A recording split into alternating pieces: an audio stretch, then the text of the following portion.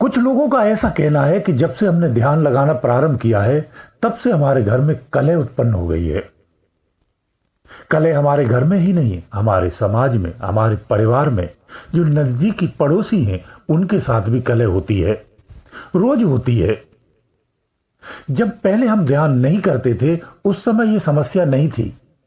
जब से हमने ध्यान लगाना प्रारंभ किया है यह समस्या तभी से हो गई है, जिस कारण मैं बहुत परेशान रहता हूं, चिंतित रहता हूं, बहुत ज्यादा परेशानी की स्थिति में रहता हूं, तनाव रहता है। यह साधना के कारण क्यों हो रहा है? ऐसी क्या वजह हो सकती है? क्यों, जबकि साधना से तो सब कुछ अच्छा होता है। जो तनाव रहता है वो समाप्त हो जाता है, जो परेशानियां होती हैं वो समाप्त हो जाती हैं। साधना करने से तो मैं यही जानता था, परंतु यहां उल्टा हो रहा है कि जिस दिन मैं भी ध्यान करता हूं उस दिन निश्चित रूप से हमारे घर में कलह होती ही होती है। अगर ध्यान नहीं करता हूं तो घर में कलह नहीं होती है। ऐसी अजीब सी घटनाएं हमारे साथ क्यों होती हैं? ऐसा रोज क्यों होता है? इसका क्या कारण हो सकता है?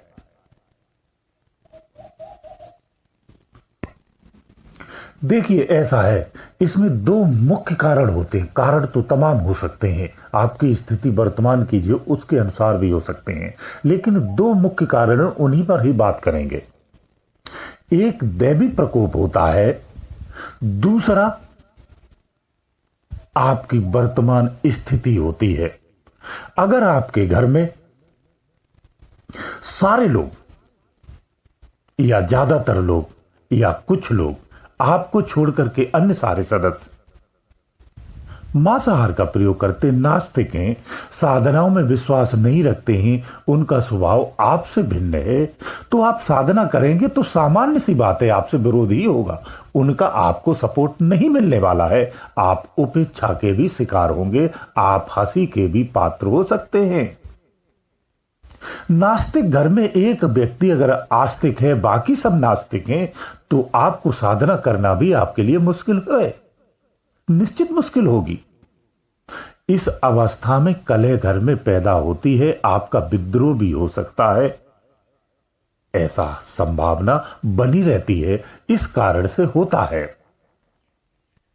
जब आप समाज से बाहर यानी घर से बाहर निकल करके पड़ोस में, दोस्तों से, इधर वो लोग जो सात्विक नहीं है, जो लोग आस्तिक नहीं है, जो लोग आध्यात्मिक नहीं है, अध्यात्म में उनकी कोई रुचि भी नहीं है, वो पूर्ण संसारी हैं, आप उनसे आध्यात्मिक चर्चाएं करेंगे, उनसे वार्ता करेंगे तो आपका उनसे मेल नहीं होगा, वो आपसे दूर होने लगेंगे, आपकी बातों को स्वीकार नहीं करेंगे। तो ऐसा तो होना है, इसके लिए आपको तैयार रहना चाहिए। साधना करोगे तो फिर कमर बांध लो, तैयारी कर लो, मजबूत हो जाओ। अंदर से बहुत मजबूत होना चाहिए, यह हंसी मजाक का खेल नहीं है। जब तक अंदर में अडिगता नहीं आएगी, पक्का दृढ़ निश्चय नहीं होगा, अंदर में गहरा विश्वास आपके अंदर में नहीं जागेगा, तो ये सामाजिक चैलेंज तो आपके सामने आएंगे, इनको आपको सामना करना पड़ेगा। फिर आप इस अवस्था में तैयारी नहीं है तो नहीं कर पाएंगे। ज्यादातर साधकों के साथ क्या होता है? यही तो होता है, एक तो अज्ञानता में करते, दूसरा उनकी तैयारी नहीं होती है। तैयारी इन्हीं सब चीजों की जाती है, इन्हीं सब चीजों की तैयारी के लिए ही बार बार बोला जाता है। जब तक आप पूर्ण रूप से अंदर से दृढ़ संकल्पित नहीं होंगे, गहरी श्रद्धा नहीं रखेंगे, गहरा विश्वास नहीं रखेंगे, तो आप दुविधा में फंसेंगे। जैसे ही आप साधना करेंगे आप किसी न किसी दुविधा में आ जाएंगे, या इससे श्रेष्ठ कुछ चीज देख लेंगे या सुन लेंगे तो भ्रमित हो जाएंगे। जिस चीज को एक बार चुन लें फिर उससे हटना नहीं है, उससे बदलना नहीं है।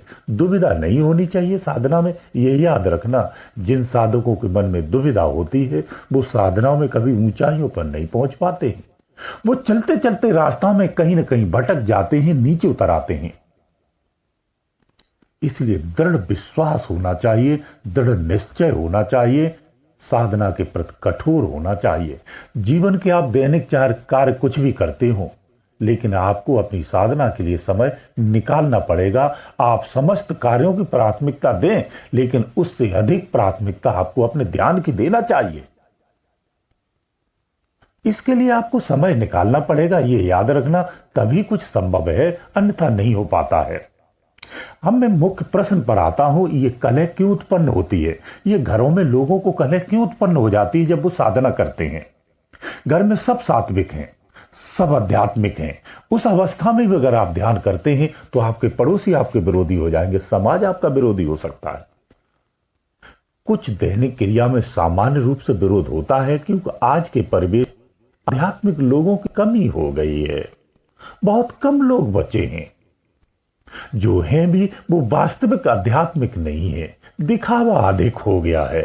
अंतर से जब तक आप आध्यात्मिक नहीं होते हैं तब तक कुछ वास्तविकता को नहीं समझ पाते हैं। जो अंदर को टटोल लेता है वही वास्तविकता को जान जाता है। कलह का कारण यही होता है। कलह का कारण मुख्य ये होता है, जिन साधनाओं को आप करते हैं वो साधनाएं आप सही परिवेश में नहीं करते हैं, आप दिखावा भी अधिक करते हैं तो लोग आपको उपेक्षित करते हैं, क्लेश कर देते हैं, हंसी मजाक बना देते हैं। ये साधनाएं गुप्त होती हैं और बिल्कुल गुप्त होती हैं। इनके बारे में आपको किसी से चर्चा नहीं करना है, किसी को उपदेश नहीं देना है, किसी को समझाने की आवश्यकता नहीं है। ये तब तक नहीं है जब तक आप अपना भंडार पूर्ण नहीं कर लेते हैं। आप स्वयं में अधूरे हैं, आपको स्वयं को कुछ पता नहीं है, आप लोगों को समझाने लगते हैं। आप इस साधना पर चलिए, इस मार्ग पर चलिए और अपने आप को अंतिम लक्ष्य तक पहुंचाइए। जब आप अंतिम लक्ष्य को प्राप्त कर लें, जब पूर्णता की स्थिति में हो, तभी आप समाज में बोलना चाहिए, बताना चाहिए, किसी का भला करना चाहिए, सन्मार्ग दर्शाना चाहिए। उससे पूर्वत आपको गुप्त ही रहना चाहिए और बिल्कुल चुपचाप रहना चाहिए। आप संसारियों से संसारियों जैसी ही बात करनी है, आध्यात्मिक बात उनसे नहीं करनी है। एक शराबी से अगर आप अध्यात्म की बात करेंगे तो वो सुनेगा नहीं, आपको उल्टा ऐसा जवाब देगा जो आपके लिए हितकर नहीं होगा। सामाजिक चैलेंज होते हैं, सामाजिक प्रतिद्वंदता होती है, समाज में इन सब चीजों से आपको सामना करना होता है। ये विवेक से ही करना पड़ता है, ये याद रखना। कुछ लोग समाज में ऐसे भी होते हैं कि वो भजन कम करते हैं, वेशभूषाओं को अधिक रख लेते हैं, बाहरी आडंबरों को अधिक करते हैं। ऐसी अवस्था में भी आपका विद्रोह होता है, विरोध होता है, आप उपेक्षा के शिकार होते हैं। इन सब चीजों को आपको संयमित रखना चाहिए, अपने आप को संयमित होना चाहिए। अब मैं मुख्य बात करता हूं देवी प्रकोप की भी। देवी प्रकोप भी आज के समाज में बहुत तेजी से फैला हुआ है। आज का समाज देवी प्रकोप से अधिक पीड़ित है, यानी निगेटिविटी से। जब इसे अध्यात्म में बोलते हैं तो देवी प्रकोप ही कहा जाता है। जो निगेटिविटी शरीरों में है वो बहुत तेजी से फैली हुई है। आज के परिवेश में निगेटिविटी का बाहुल्य अधिक है, इसलिए ज्यादातर शरीर निगेटिविटी से ही पीड़ित हैं। जब यह निगेटिविटी हमारे शरीर को प्रभावित करती है तो हमारे कार्य को, हमारे बुद्धि को, हमारे विचार को पूरी तरह से मलिन कर देती है। हमारे कार्य मलिन होते हैं, विचार भी मलिन होते हैं, हम एक मलिन स्थिति में रहते हैं। ये परिवेश तेजी से पनप रहा है, ऐसा माहौल तेजी से बढ़ रहा है। सात्विक अवस्था में लोगों की स्थितियां बहुत कम मिलती हैं। सात्विक लोग आपको समाज में बहुत कम मिलते हैं जो अच्छी बात करते हो, धार्मिक बात करते हो, परमात्मा प्राप्ति की बात करते हो। धर्म में भी अधिक आडंबर हो चुका है, वास्तविकता बहुत लुप्त होती जा रही है। वास्तविकता को छुपा कर ही संसार के हर सत्य को बताया जाता है, लेकिन यथार्थ सत्य का बखान नहीं किया जाता है। इसलिए लोग तमाम धारणाओं में और आस्थाओं में फंसते हैं। ये उसी का ही परिणाम है।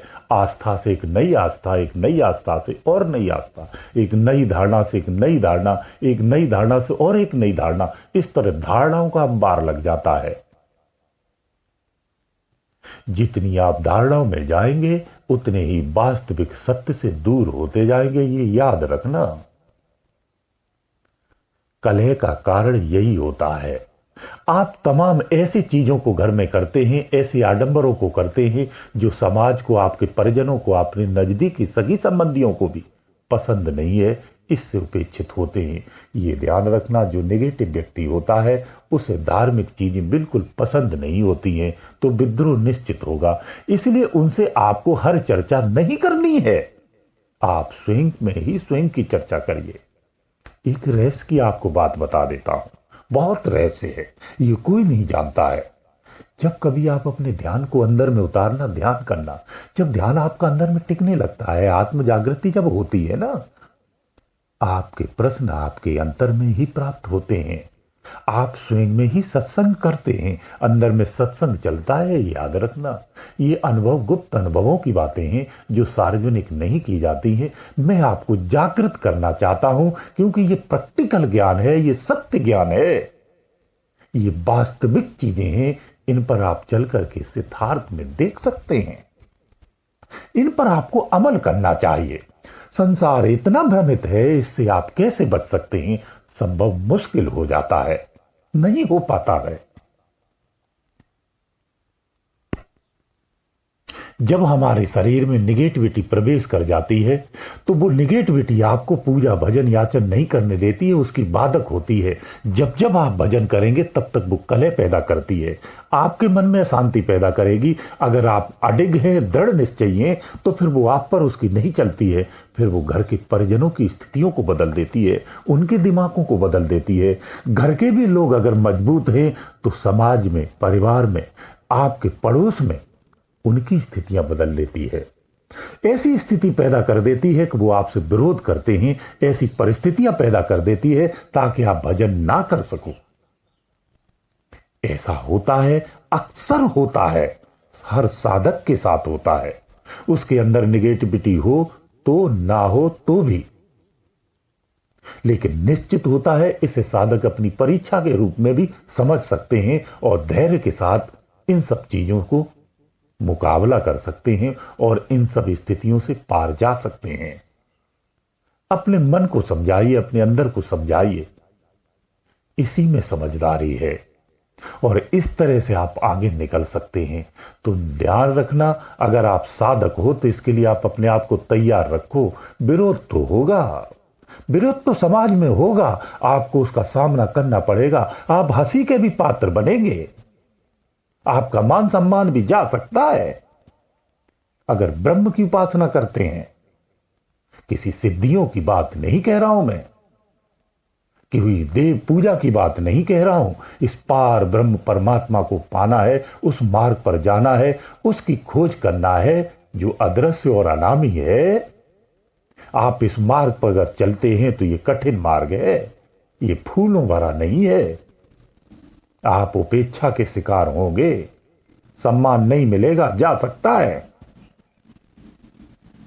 हर छड़ जाता हो ऐसा नहीं है, लेकिन आपको तैयार होना चाहिए। इन सब चीजों से आपको क्लेश और दुख नहीं होना चाहिए। आपके परिजन आपको त्याग सकते हैं, ये स्थिति आती है। सामान्य जीवन की किसी की आती हो वो अलग बात है, साधना में ये स्थिति आती है, ये याद रखना। तो इसलिए साधना में क्लेश होता है, लेकिन ये क्लेश आपको और बता दूं, ये क्लेश कुछ दिनों तक रहता है। ये साधना की प्रारंभिक अवस्था में भी होता है, ये भी याद रखना। ये आगे चलकर नहीं होता है, ये समाप्त हो जाता है, प्रारंभिक अवस्था में रहता है।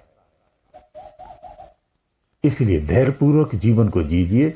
आप धैर्यपूर्वक अपने जीवन का यापन करिए और सुकून से रहिए, शांति से रहिए, गुप्त रहिए।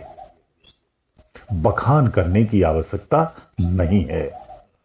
गुरुदेव दयालु।